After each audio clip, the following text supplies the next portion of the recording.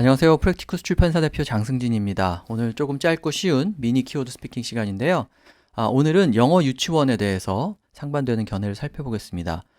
외국어 공부, 영어 공부 빨리 시작할수록 좋다 이런 생각이 있는 반면에 빨리 시작한다고 나중에 꼭 좋은 결과를 얻으라는 법도 없고 아이들이 부담스러워하는 그런 영어 교육을 너무 어린 나이에 시킬 필요는 없다 또 이런 생각도 있죠. 두 가지 상반되는 견해 볼 텐데요.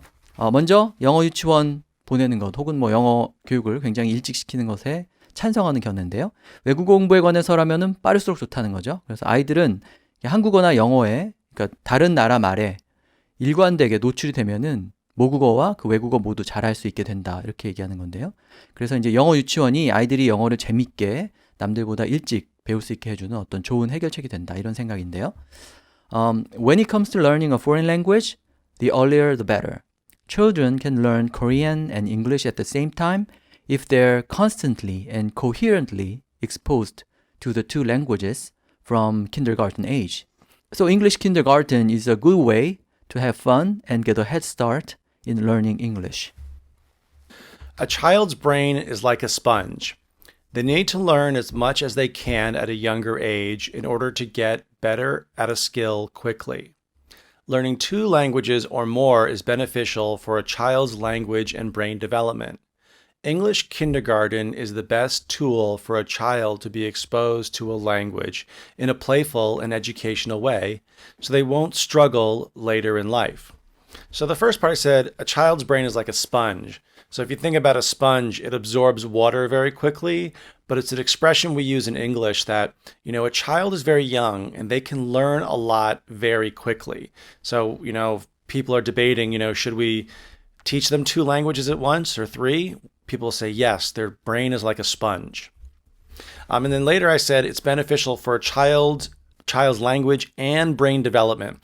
So language development means your language gets better, but there's theories that if you learn a language at a young age, you will get smarter. It'll build your brain and make you better. So it also works for physical development.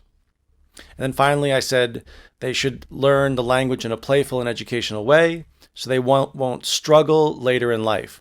So to struggle, you can physically struggle, but you can also struggle with a language. That means you have a very hard time learning it. So it would be easier if they learned it earlier than struggle later. The more a young person is exposed to a foreign language, the better they will learn. It is a simple equation.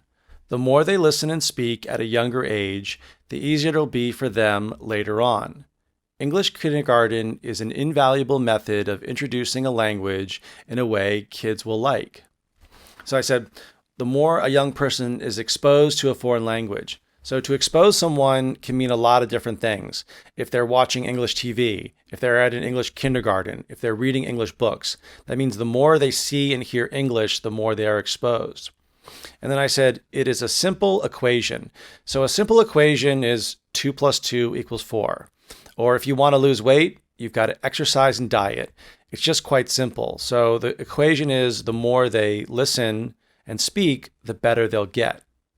And finally, I said English kindergarten is an invaluable method of introducing a language. Invaluable means it has no value because it's worth so much. So, for example, if you saw a piece of art at a museum, we kind of call that priceless, but more of an experience of learning or doing something, it is invaluable later on because you can't put a value on it because you can do so much with it.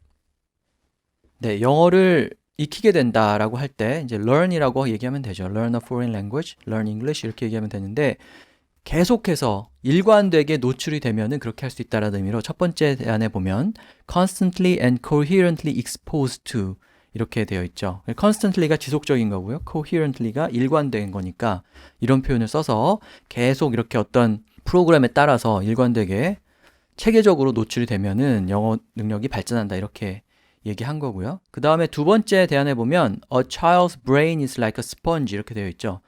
어린아이의 뇌는 마치 물을 잘 흡수하는 스폰지와 같다 이렇게 얘기한 거죠. 그래서 뭔가를 잘 흡수한다고 얘기할 때 like a sponge 이렇게 표현을 할 수가 있는 거죠. 그러니까 계속 일관되게 체계적으로 노출을 시키면 금방금방 배운다 이 말을 child's brain is like a sponge 이렇게 표현할 수도 있고요. 그 다음에 세 번째 대안에 보면 It's a simple equation 이렇게 되어 있는데 equation은 등식이죠. 1 더하기 1은 2 뭐 이런 등식, 가장 간단한 등식을 예로 들었는데 아주 간단한 등식이다. 그러니까 투입이 있으면 그만큼 산출이 있다. 어릴 때 많이 노출시키면 그만큼 영어 능력 발전한다. 간단한 수식인데 왜 그걸 부정하냐. 이제 이런 식으로 얘기할 때 it is a simple equation 이렇게 말을 할 수가 있죠. 그래서 어릴 때부터 체계적으로 배우면 당연히 영어 잘한다. 이제 이렇게 말할 때 그런 표현들 쓰시면 되고요. 그 다음에 이제 다른 사람보다 먼저 영어를 일찍 시작한다라고 말하기 위해서 첫 번째 대안에 보면 get a head start 이렇게 되어 있죠. head start는 출발선상에서 머리가 남들보다 그러니까 머리 크기만큼 앞서 나간 채로 출발하는 걸 얘기합니다. 그러면 당연히 유리한 위치가 되겠죠. 그래서 남들보다 먼저 시작하다라고 할 때 그것을 get a head start라고 이렇게 표현을 하는데요. 영어 교육과 관련해서 조기 영어 교육 뭐 이런 식으로 얘기할 때 잘 쓸 수 있는 표현이니까 기억을 하시고요. 그 다음에 두 번째 대안에 보면 일찍 시작을 하면은 나중에 고생 덜 한다. 이제 이런 의미로 so they won't struggle later in life 이렇게 얘기했죠. struggle이 뭐 투쟁한다 이런 뜻이지만 어떤 것 때문에 굉장히 어려움을 겪고 고생하고 말 그대로 우리가 영어 때문에 고생하는 거 그런 상황 struggle 한다고 얘기할 수 있는 거죠. 그 다음에 세 번째 대안에 보면 the more listen and speak the easier it will be 이런 식으로 문장 구조가 되어 있죠. 그러니까 더 많이 이렇게 연습을 하면은 the easier 더 쉽게 배울 수 있다. 이제 이렇게 얘기한 거고요. 언제 그러냐 하면은 later on 이렇게 얘기했습니다. 그러니까 나중에 나이 먹고도 더 쉽게 영어 능력을 발전시킬 수 있다. 이렇게 얘기한 거죠. 그래서 앞서 나가면 당연히 나중에도 효과가 좋다. 이 말을 하기 위해서 첫 번째 대안처럼 head start 쓸 수도 있고요. 두 번째 대안처럼 나중에 struggle 덜 한다. 이렇게 얘기하거나 세 번째 대안처럼 later on 나중에 더 쉬워진다. easier 하게 된다. 이렇게 얘기하시면 되겠습니다. 자, 그에 반해서 영어를 반드시 일찍 시작하는 게 좋은 건 아니다라는 생각이죠.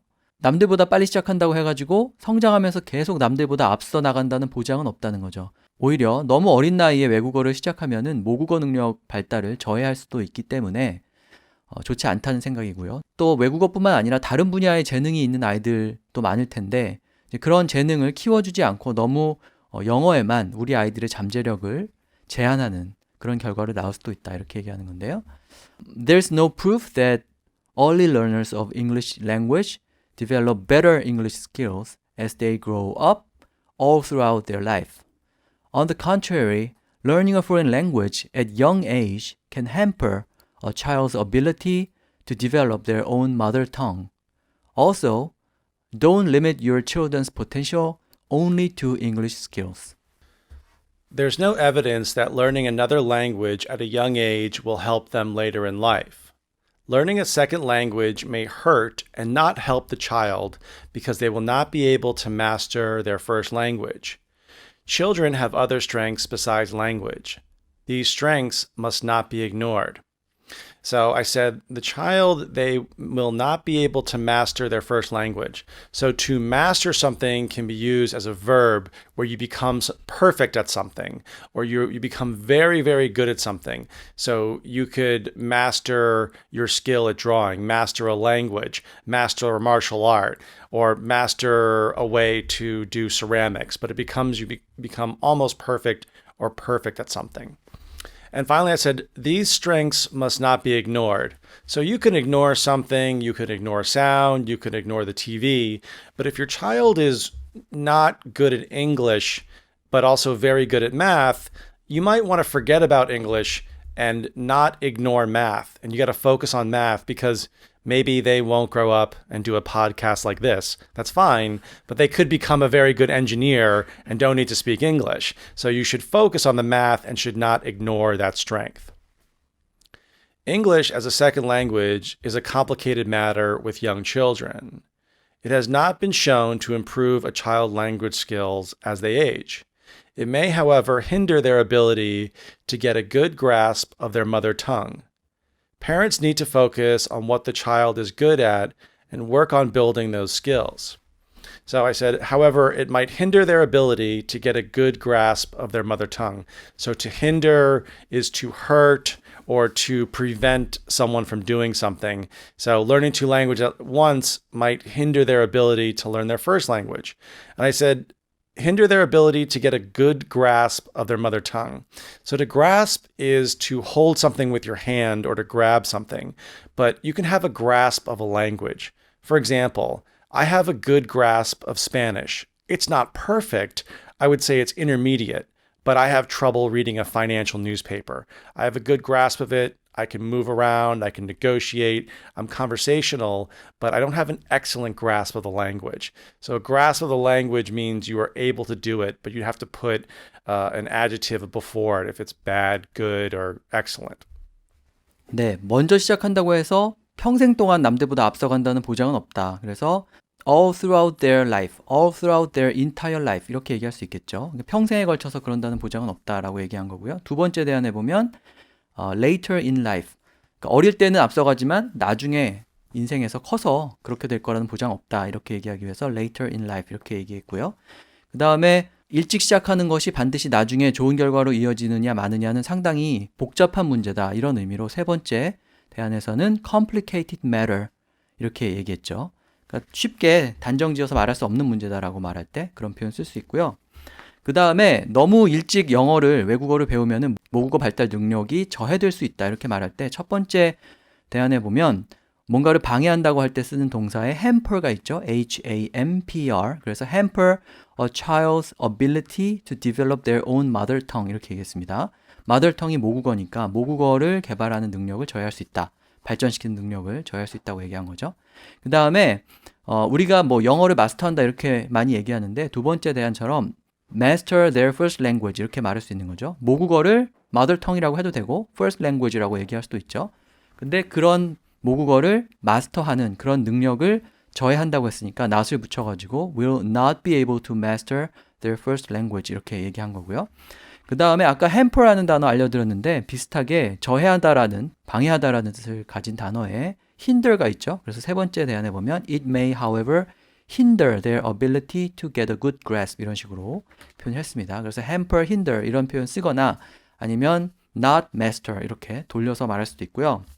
그 다음에 아이들의 잠재력을 영어 능력에만 국한시킬 수 있다 이런 얘기할 때 제한하다라는 뜻을 지닌 limit을 써가지고 limit your children's potential only to English skills 이렇게 얘기했죠. 그러니까 포텐셜을 영어에만 limit 할 수 있다 이렇게 얘기한 거고요.